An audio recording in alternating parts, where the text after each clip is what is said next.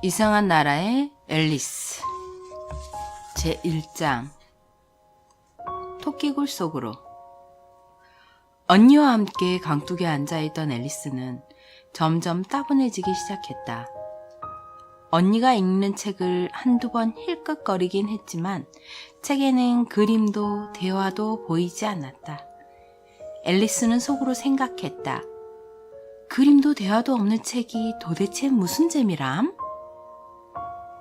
그래서 앨리스는 데이지로 꽃다발을 만들까도 생각했지만 꽃을 꺾으러 다니는 게 번거롭게 여겨졌다. 그때였다. 갑자기 눈이 분홍색인 흰 토끼 한 마리가 앨리스 옆을 쌩하니 지나갔다. 그거야 뭐 특별한 일은 아니었다. 토끼가 이런 너무 늦겠는걸? 하고 중얼거리는 소리를 듣고서도 앨리스는 그다지 이상하다고 생각하지 않았으니까. 하지만 토끼가 조끼 주머니에서 회중시계를 꺼내 쳐다보고 불이 나게 뛰어가는 모습을 실제로 보자 앨리스도 자리에서 벌떡 일어날 수밖에 없었다. 그도 그럴 것이 지금껏 한 번이라도 조끼를 입은 토끼나 조끼 주머니에 시계를 넣고 다니는 토끼를 본 적이 없었기 때문이다. 호기심이 솟구친 앨리스는 토끼의 뒤를 쫓아 들판을 가로질러 뛰기 시작했다. 다행히도 토끼가 울타리 아래로 난 커다란 굴 안으로 쏙 들어가는 모습이 눈에 들어왔다. 앨리스는 바깥으로 다시 나올 수 있을까 하는 생각 따윈 하지 못하고 토끼를 따라 무작정 굴로 뛰어들었다. 터널같이 길게 쭉 이어지던 토끼굴이 어느 순간 느닷없이 아래로 푹 꺼졌다. 앨리스는 어떻게 멈출 틈도 없이 깊고 깊은 굴 속으로 떨어져 버렸다. 굴이 너무 깊은 건지 떨어지는 속도가 너무 느린 건지 앨리스는 주변을 살피며 다음에 무슨 일이 일어날까 궁금해할 여유가 있었다. 앨리스는 먼저 어디로 떨어지는지 알고 싶어서 아래를 내려다보려 했지만 너무 깜깜해서 아무것도 보이지 않았다. 그래서 이번엔 벽 쪽을 보았는데 찬장과 책장이 빽빽하게 들어찬 데다 여기저기 지도와 그림들이 못에 걸려 있었다. 앨리스는 찬장에서 단지 하나를 빼들었다. 단지에는 오렌지잼이라는 딱지가 붙어 있긴 했지만 아쉽게도 속은 비어 있었다. 앨리스는 단지를 그냥 떨어뜨려 버리면 혹시 누가 맞아 죽지는 않을까 싶어서 아래로 떨어지다가 지나치던 찬장 하나에 가까스로 단지를 밀어 넣었다. 앨리스는 속으로 생각했다. 와, 이렇게 한번 떨어지고 나면 계단에서 굴러 떨어지는 일쯤은 아무것도 아니겠는걸? 가족들이 얼마나 용감하다고 생각할까? 이젠 지붕에서 떨어져도 찍소리 하나 안 내야지. 아래로 정말 끝없이 떨어지기만 하려나? 앨리스가 소리내어 말했다. 도대체 얼마만큼 내려온 걸까? 지구 중심에 가까워진 게 분명해. 그래, 한 6,000km쯤 된 것 같은데? 그래, 딱 그쯤일 거야. 그럼 위도와 경도는 어떻게 되지? 앨리스가 다시 입을 열었다. 이러다 지구를 뚫고 나가는 건 아닐까? 거꾸로 걸어다니는 사람들 속으로 튀어나가면 얼마나 재밌을까? 그걸 아마 대축점. 그래도 나라 이름 정도는 사람들한테 물어봐야겠지? 실례합니다, 아주머니. 여기가 뉴질랜드인가요? 호주인가요? 그런데 그런 걸 묻는다고 날 바보라고 생각하면 어쩌지? 아니야, 절대로 물어보지 않을래. 어딘가 나라 이름이 적혀 있을지도 몰라. 아래로 앨리스는 별로 할 일도 없어서 다시 혼자 떠들기 시작했다. 오늘 밤 다이너가 날 무척 보고 싶어 하겠지? 간식 시간에 식구들이 다이너에게 우유를 챙겨줘야 할 텐데. 귀여운 다이너, 지금 옆에 있다면 얼마나 좋을까? 공중에는 쥐가 살지 않는 게 좀 걸리긴 하지만 덕질은 잡으면 될 거야. 쥐랑 비슷한 구석이 많으니까. 근데 고양이가 박쥐를 먹긴 하나? 졸음이 밀려오기 시작한 앨리스가 꿈결인 듯 혼자 계속 꿍얼거렸다. 고양이가 박쥐를 먹을까? 고양이가 박쥐를 먹을까? 그러다가 이따금 이렇게도 중얼거렸다. 박쥐는 고양이를 먹을까? 어차피 둘 다 답할 수 없는 문제라 어떤 식으로 묻든 마찬가지긴 했다. 앨리스는 어렴풋이 자기가 졸고 있다는 게 느껴졌다. 어느새 다이너의 손을 잡고 산책하는 꿈에 빠진 채 진지하게 묻고 있었다. 자, 다이너, 솔직하게 말해줘. 너 박쥐 먹어본 적 있니? 그때 갑자기 쿵 소리를 내며 앨리스의 몸이 나뭇가지와 마른 잎더미 위로 떨어졌다. 이제야 멈추게 된 것이다. 앨리스는 조금도 다친 데가 없었으므로 곧바로 몸을 벌떡 일으켰다. 위를 쳐다보니 온통 까맣기만 했다. 앞으로 또 다른 통로가 길게 이어져 있고 흰 토끼가 허둥지둥 내려가는 모습이 보였다. 우물쭈물할 시간이 없었다. 앨리스는 바람처럼 내달리다 때마침 모퉁이를 돌던 토끼가 이렇게 말하는 소리를 들었다. 오, 내 귀하 수염아, 너무 늦겠어. 앨리스는 토끼의 뒤를 바짝 쫓았다. 하지만 모퉁이를 돌자 토끼의 모습이 온데간데 없이 사라졌다. 앨리스는 천장이 낮은 기다란 복도에 덩그러니 혼자 남겨지고 말았다. 천장에 길게 한 줄로 매달린 등불들이 복도를 비추고 있었다. 복도를 빙 둘러 문이 여러 개 나 있긴 했지만 모두 잠긴 채였다. 앨리스는 복도 끝에서 끝까지 문이란 문은 모조리 다 열어보고는 풀이 죽은 채 복도 중간으로 돌아와 어떻게 하면 다시 나갈 수 있을까 궁리했다. 그때 갑자기 온통 유리로 된 작은 세발 탁자가 눈에 들어왔다. 탁자 위에는 작은 황금 열쇠가 달랑 놓여 있었다. 열쇠를 본 순간 앨리스는 이 열쇠가 여기 있는 문들 중 하나와 맞을지도 모른다는 생각이 들었다. 하지만 이를 어쩌나? 하나같이 자물쇠가 너무 크거나 열쇠가 턱없이 작은 탓에 어떤 문도 열리지 않았다. 다시 한번 돌아보던 앨리스는 아까 미처 못 보고 지나친 작은 커튼을 발견했다. 커튼 뒤로 30cm가 조금 넘은 작은 문이 있었다. 앨리스가 자물쇠에 황금 열쇠를 끼워 넣자 기쁘게도 꼭 들어맞는 것이 아닌가? 문을 열자 쥐구멍만한 작은 통로가 나왔다. 무릎을 꿇고 엎드려 들여다보니 한 번도 본 적이 없는 아름다운 정원이 펼쳐졌다. 앨리스는 어둡침침한 복도를 벗어나서 화사한 꽃밭과 시원한 분수 사이를 꼭 거닐어 보고 싶었다. 하지만 그 문으로는 머리 하나도 통과하기 힘들 지경이었다. 앨리스는 생각했다. 머리는 들어가도 깨가 걸리면 무슨 소용이야? 아, 망원경처럼 몸을 접을 수 있으면 얼마나 좋을까? 처음 시작하는 방법만 알면 어떻게 될 것도 같은데. 워낙에 희한한 일을 많이 겪다 보니 앨리스는 이제 실제로 안 되는 일은 거의 없다고 믿게 되었다. 작은 문가에서 기다려봤자 뾰족한 수가 없겠다는 생각이 든 앨리스는 탁자 위에 혹시 다른 열쇠가 있지 않을까? 아니면 사람을 망원경처럼 접는 법을 쓴 책이라도 있지 않을까 하는 기대로 다시 탁자로 돌아왔다. 그러자 이번엔 탁자 위에 놓인 작은 병 하나가 눈에 들어왔다. 병에는 날 마셔요 라는 큼직한 글자가 멋지게 적힌 종이표가 달려 있었다. 날 마셔요란 말은 마셔도 좋다는 말이긴 했다. 하지만 영리한 앨리스는 서두르지 않았다. 안 돼. 먼저 독성이라는 표시가 있는지부터 살펴봐야 해. 앨리스는 불에 대어 화상을 입거나 사나운 짐승이나 괴물에게 잡아먹힌 아이들에 관한 이야기를 책에서 몇 번 읽은 적이 있었다. 그게 다 친구들이 일러준 간단한 규칙을 잊어버린 탓이었다. 뜨겁게 달궈진 포크를 오래 잡고 있으면 된다든가, 칼을 너무 가까이 가져다 대면 손가락을 벤다든가 하는 사실들 말이다.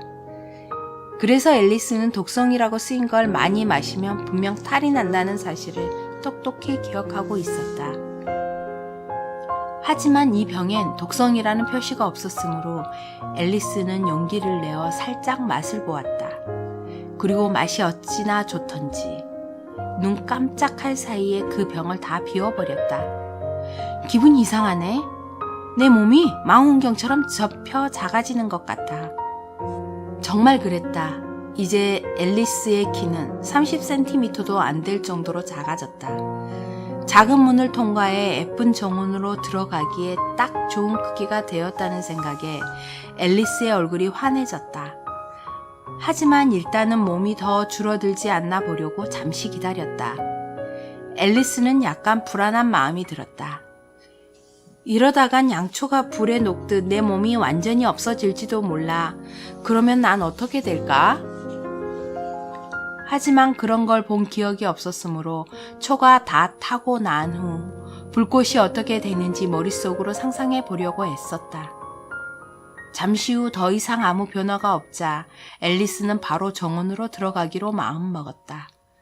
하지만 이렇게 딱 할 때가 문까지 다 와서야 깜빡 잊고 황금 열쇠를 두고 왔다는 게 생각난 것이다. 할 수 없이 다시 탁자로 되돌아가 보니 이젠 그 위까지 손이 닿지 않았다. 열쇠가 탁자 유리를 통해 훤히 보였다. 앨리스는 탁자 다리를 잡고 있는 힘을 다해 기어 오르려 했지만 너무 미끄러웠다. 몇 번이나 안간힘을 쓰다가 지쳐버린 앨리스는 가엾게도 바닥에 주저앉아 울음을 터뜨렸다. 앨리스는 자신을 심하게 다그쳤다. 그만해. 그렇게 울어봤자 아무 소용없어. 어서 뚝 그치란 말이야. 앨리스는 평소 자신에게 충고를 잘 하는 편이었는데 어떨 때는 너무 심하게 야단을 치는 바람에 눈물이 찔끔 날 정도였다. 언젠가 한 번은 혼자서 크로케 경기를 하다가 속임수를 썼다는 이유로 자기 뺨을 때리려고 한 적도 있었다. 엉뚱한 앨리스는 두 사람인 척하는 걸 아주 좋아했다. 하지만 지금은 두 사람 놀이도 다 소용없어. 제대로 한 사람 몫을 해내기도 빠듯한걸? 가엾은 앨리스는 생각했다. 그때 앨리스의 시선이 탁자 밑에 놓인 작은 유리 상자에 가 닿았다. 앨리스가 상자를 열자 아주 조그만 케이크가 나왔는데 케이크 위에는 건포도로 날 먹어요 라는 작은 글이 멋지게 장식되어 있었다. 앨리스가 말했다. 그렇다면 한번 먹어봐야지. 몸이 커지면 열쇠에 손이 닿을 거고 작아지면 문 밑으로 기어 들어갈 수 있을 거야. 어느 쪽이든 정원으로 들어가기만 한다면 아무래도 상관없어. 앨리스는 케이크를 조금 떼어 먹은 다음 걱정스레 중얼거렸다. 커질까? 작아질까? 앨리스는 어느 쪽인지 가늠해 보려고 머리 위에 손을 얹어 보았지만 놀랍게도 키는 여전히 그대로였다. 사실 사람이 케이크를 먹으면 아무 일도 일어나지 않는 게 정상이다. 하지만 신기한 일에 익숙해질 대로 익숙해진 앨리스에게 평범한 일은 그저 재미없고 시시하기만 했다. 그래서 앨리스는 다시 케이크를 집어들고 순식간에 다 먹어치웠다. 제2장 눈물 웅덩이. 갈수록 요상스럽군. 앨리스가 소리쳤다. 이제는 세상에서 제일 큰 망원경처럼 몸이 쭉쭉 늘어나고 있잖아. 안녕 내봐라. 앨리스는 속으로 생각했다. 아, 불쌍한 내 작은 발들. 앞으로 누가 너희들에게 양말과 신발을 신겨주지? 난 이제 해줄 수가 없는데. 이렇게나 멀리 떨어져 있으니 말이야. 이제 너희들이 잘 알아서 하렴. 앨리스는 속으로 생각했다. 그래도 친절하게 대하긴 해야겠지? 안 그러면 내 발들이 내가 가고 싶은 곳으로 안 가려고 할지도 몰라. 그래, 크리스마스 때마다 새 신발을 사주도록 하자. 그러고는 선물을 어떻게 주나 곰곰이 생각했다. 아무래도 우편 배달이 낫겠어. 자기 발에게 선물을 보내다니 얼마나 우스울까? 받는 주소는 또 얼마나 이상할까? 벽난로 앞 걸개이 앨리스의 오른발 귀와 사랑하는 앨리스가. 이런, 도대체 내가 무슨 소리를 하고 있는 거야? 바로 그 순간 앨리스의 머리가 천장에 쿵 하고 부딪혔다. 이제 앨리스의 키는 거의 3m에 달했다. 앨리스는 곧장 황금 열쇠를 집어들고 정원으로 난 문을 향해 급하게 달렸다. 하지만 가엾기도 하지. 앨리스가 할 수 있는 일이라곤 옆으로 몸을 눕힌 채 한쪽 눈으로 정원 안을 바라보는 게 다였다. 따라서 문을 통과하는 일은 그전보다 훨씬 어려워졌다. 앨리스는 바닥에 주저앉아 다시 눈물을 쏟기 시작했다. 너같이 다 큰 애가 이렇게 계속 울다니 창피한 줄 알아. 당장 그쳐. 뚝! 그러나 앨리스는 눈물을 그치지 않았다. 어찌나 많이 흘렸던지 앨리스 주위로 깊이가 10cm쯤 되는 큰 웅덩이가 생겼다. 잠시 후 어디선가 톡톡톡 튀어가는 발소리가 어렴풋이 들렸다. 앨리스는 누가 오나 보려고 얼른 눈물을 닦았다. 멋지게 차려입은 흰 토끼가 한 손에 새끼 염소 가죽으로 만든 하얀색 장갑 한 켤레를, 다른 손엔 커다란 부채를 든 채 되돌아오고 있었다. 토끼는 급하게 종종걸음을 치며 혼자 중얼거렸다. 아, 공작부인! 늦게 가면 펄펄 뛰실 텐데. 앨리스는 절망에 빠진 나머지 아무나 붙잡고 매달리고 싶은 마음이었다. 그래서 토끼가 다가오자 작은 소리로 수줍게 말을 건넸다. 저기 죄송하지만... 소스라치게 놀란 토끼가 장갑과 부채를 떨어뜨리고는 쏜살같이 어둠 속으로 주랭랑을 놓았다. 앨리스는 부채와 장갑을 집어들고는 복도가 너무 더워서 계속 부채질을 하며 혼잣말을 했다. 세상에나, 오늘은 온통 희한한 일투성이잖아. 어제만 해도 평소와 다르지 않았는데 말이야. 밤 사이에 내가 변한 건가? 가만. 오늘 아침 자리에서 일어났을 때 뭐가 좀 달랐나? 기분이 살짝 이상했던 것 같기도 한데. 하지만 내가 정말 변했다면 도대체 지금의 나는 누군 거지? 아, 이거야말로 정말 알쏭달쏭한 문제네. 앨리스는 제 또래 친구들을 떠올리며 자기가 그중 누구로 바뀌어버린 건 아닌지 곰곰이 생각해 보았다. 에이다는 분명 아니야. 그 앤 긴 곱슬머리지만 난 전혀 아니거든. 그렇다고 메이블일 리도 없지. 난 모르는 게 없지만 메이블은 아는 게 거의 없잖아. 게다가 그 애는 그 애고 난 또 나인걸? 그리고 모든 게 뒤죽박죽이야. 내가 아는 걸 잘 기억하고 있는지 한번 시험해 봐야겠다. 가만히 있자. 4 곱하기 5는 12, 4 곱하기 6은 13, 4 곱하기 7은... 어라? 이렇게 하다간 20까지 갈 수가 없겠는걸? 하지만 구구단은 별로 중요하지 않아. 지리를 해봐야지. 런던은 파리의 수도, 파리는 로마의 수도, 로마는... 아니야, 몽땅 다 틀렸어. 틀림없어. 난 메이블이 된 게 분명해. 그럼 이걸 외워봐야지. 새끼 악어가. 앨리스는 수업 시간인 양 무릎 위에 손을 포개고 시를 외우기 시작했다. 하지만 목이 쉰 듯 목소리는 이상했고 단어들도 다 다르게 튀어나왔다. 새끼 악어가 반짝이는 꼬리로 나일강의 물을 황금빛 비늘이로 쏟아부어요.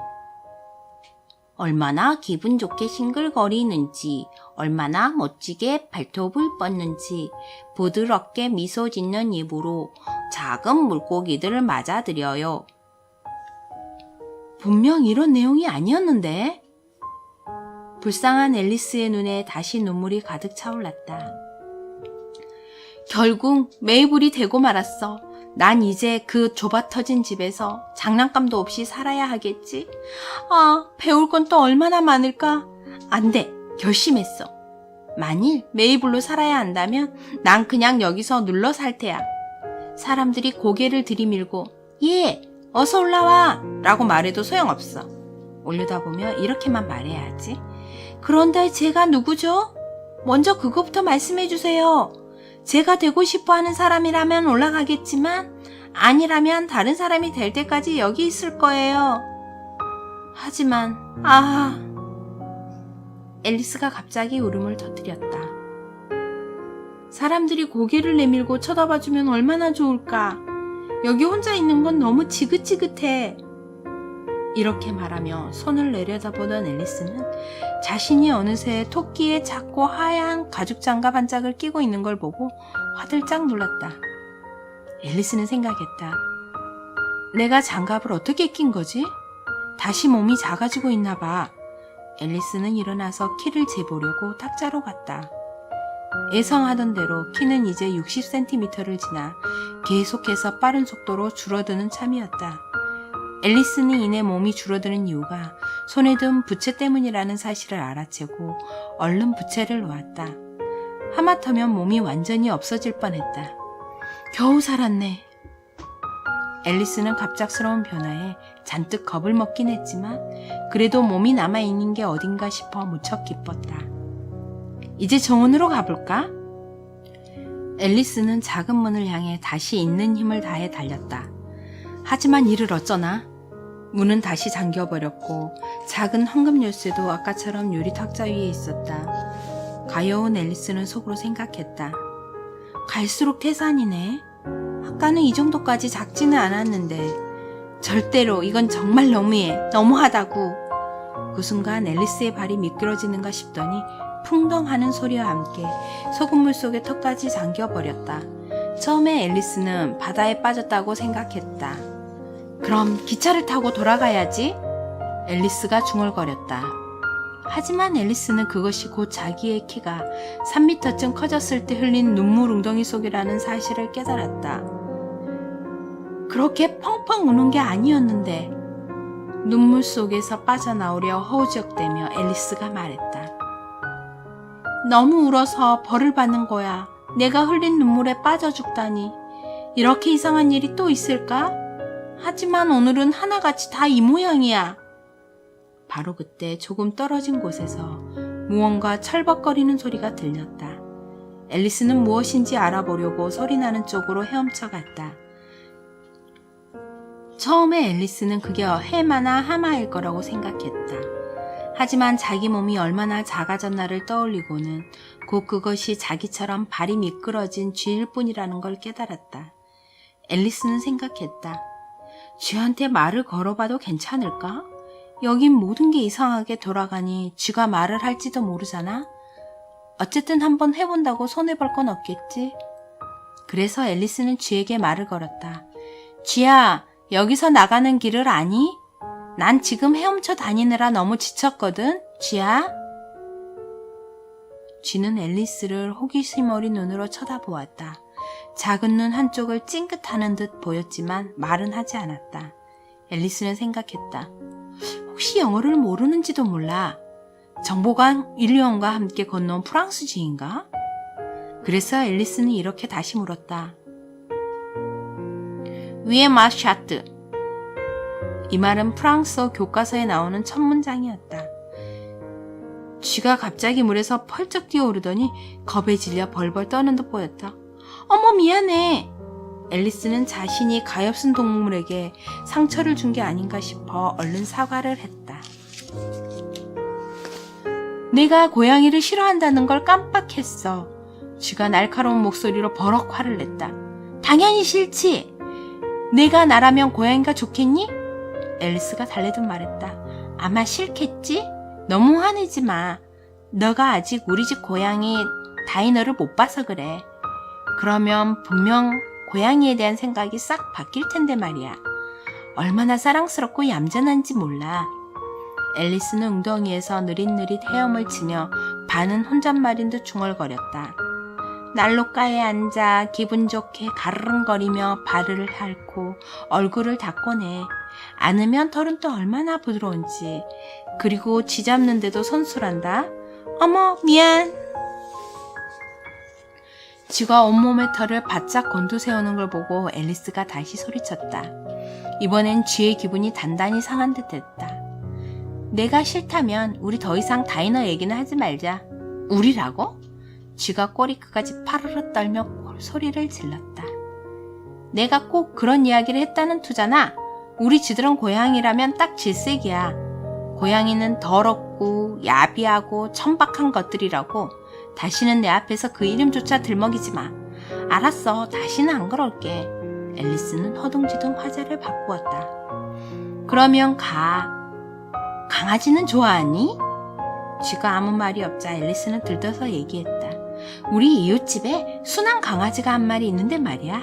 너한테 보여주고 싶어. 작은 눈이 초롱초롱한 테리어종인데 기다란 갈색 털이 얼마나 멋진지 몰라. 물건을 던지면 주워오기도 하고 얌전히 앉아서 밥 달라며 조르기도 하고 내가 다 기억 못해서 그렇지 이것저것 못하는 게 없어.